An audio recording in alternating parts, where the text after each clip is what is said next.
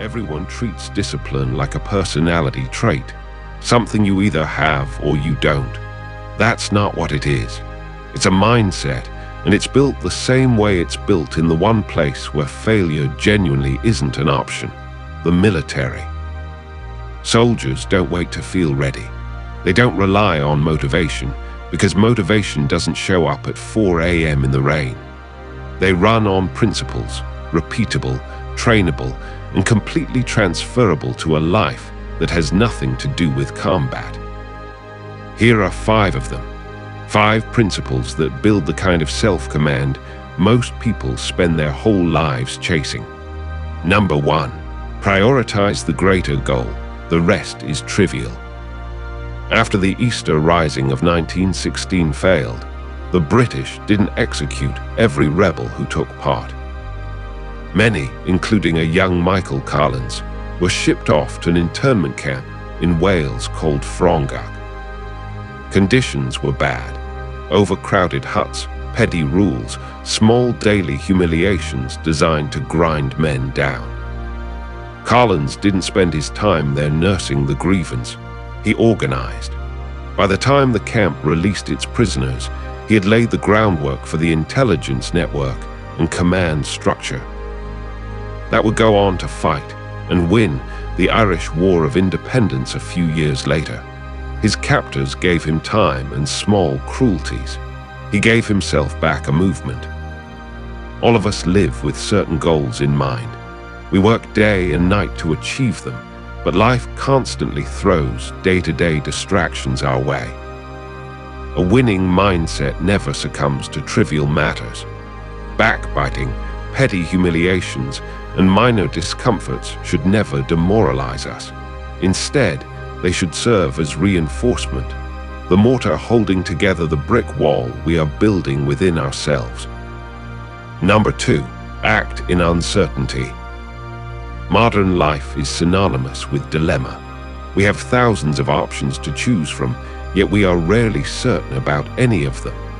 However, those who learn to act despite uncertainty win in this world. A commander who waits for complete certainty has already lost the engagement. Waiting for a perfect certainty that will never arrive is its own form of retreat.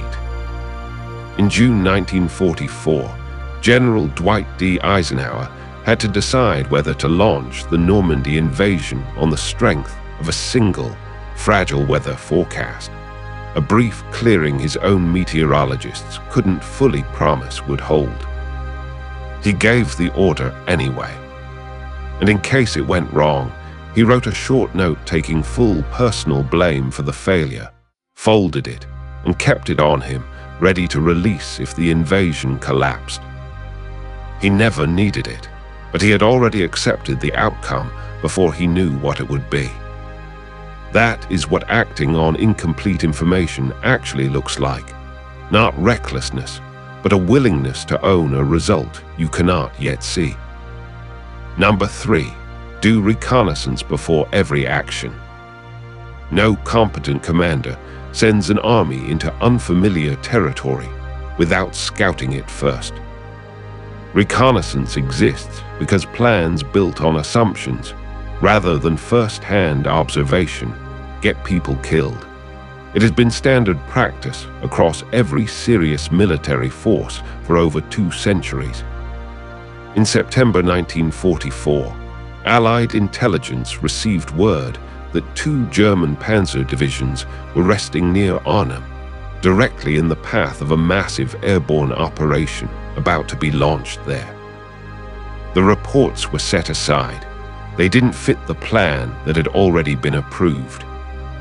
Operation Market Garden went ahead as scheduled, dropped lightly armed paratroopers into exactly the reinforced position the scouting had warned about, and collapsed within days at a heavy cost.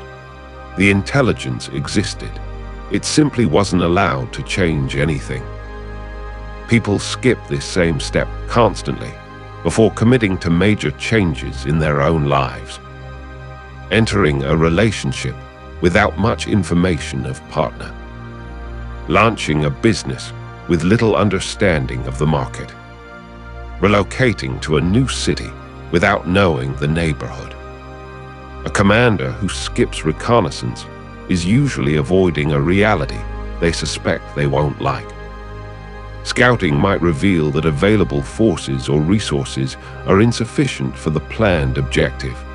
That discomfort, rather than a lack of time or money, is why scouting gets skipped. It explains why so few people sit down to honestly calculate their actual hours, savings, or skill levels before launching a plan built on a stronger starting position than the one they actually occupy. It should be the rule of thumb. Before your next major initiative, conduct a personal reconnaissance. Write down your current position exactly as it is, not the sanitized version that makes you feel better about starting. Number 4, do ego-free diagnosis of every important action you take in life. Seeing your situation clearly matters going in. Seeing your decisions clearly matters coming out. Military units review every mission afterward, win or lose. The format is almost always the same. What was supposed to happen? What actually happened? Why is there a gap between the two? What do we keep doing and what do we change? Rank buys no immunity in that room. The officer who gave the order has to explain their reasoning with the same plainness as the soldier who carried it out. The goal of an after-action review, AAR, is to strip out blame and ego completely, leaving only one question: what actually happened and why? Nobody gets to blame bad luck and walk away. Most people only inspect their decisions this closely after something goes visibly wrong. And even then, they usually build a defense rather than an honest account.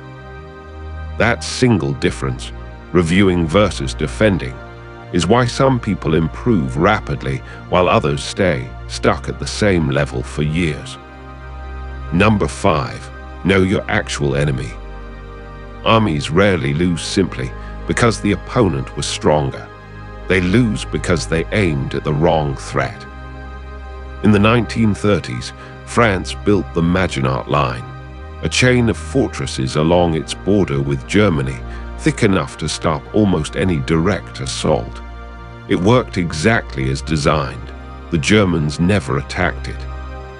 In 1940, they drove their tanks through the Ardennes forest instead, terrain French planners had judged too dense for a major offensive and left thinly defended. France fell in 6 weeks, not because its army was weak, but because its strongest defenses were pointed at a threat that never came, while the real one went around the side. Most people make this exact mistake with self-discipline. They direct their energy outward, at their schedules, environments, or circumstances. They hunt for a better habit tracker, a new morning routine, or a setup that will finally fix everything. None of those are the real opponent. They just feel like progress because they are easier to attack than the actual internal target. The real threat rarely announces itself. It moves through the terrain you already decided didn't need defending, the parts of yourself you stopped watching a long time ago. So the crux is that none of this, the harbors, the internment camp, the forecast, the fortress line, was ever really about the war. It's about a mindset that treats obstacles as terrain to be crossed, not reasons to stop. These 5 principles aren't tactical trivia. They are behavioral tools. Prioritize the objective over the noise. Act before certainty arrives. Scout before you commit. Review without ego, and aim at the enemy that's actually there. Build a life on them, and the impossible stops looking quite so impossible.